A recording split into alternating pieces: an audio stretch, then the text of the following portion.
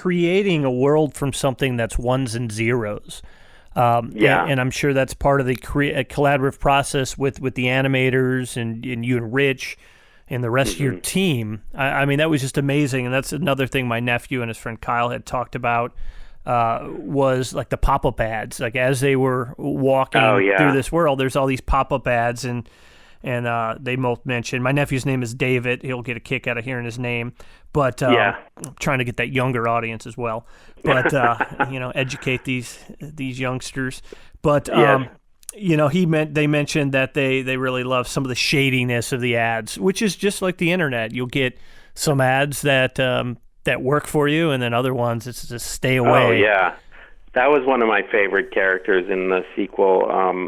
Bill Hader did the voice, this guy named Spamley, J.P. Spamley, who, again, he's just a degenerate. He's just a, sort of a scumbag con artist, and thinking of, how do we, again, like in the first film, how do we personify video game characters? And like I was talking about with Zootopia, you have to approach them with human emotions for it to really resonate, even though it's 8-bit characters, and in the case of the internet, digital creations. And so, what would spam look like other than spam?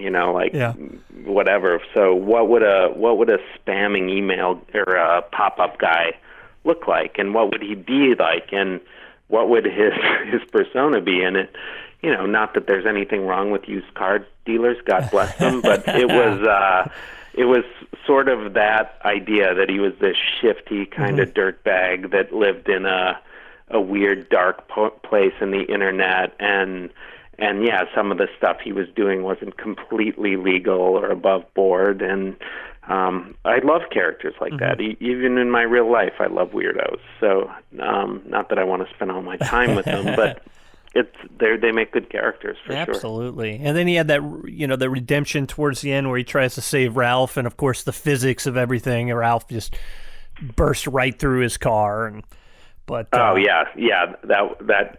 gag never.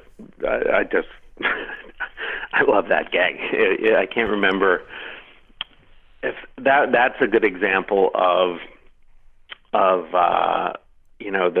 the storyboarding process, and I can't remember honestly where that particular idea came from, but we had this thing, well, maybe Spamley's going to save him, and then wouldn't it be better if Stanley tries to save him and then just fails miserably? That feels more like Spamley. Yeah. So it might have been Jim Reardon, who is another legend of The Simpsons, just a great director, and he's our head of story, which is the person who oversees the storyboard artists, and he worked on all 3 movies with us as well, and an incredibly funny guy and so smart. So a lot of the kind of physical comedy gags come out of his brain. I don't remember for certain if that was him, but seems like something Jim would come up with. Right on.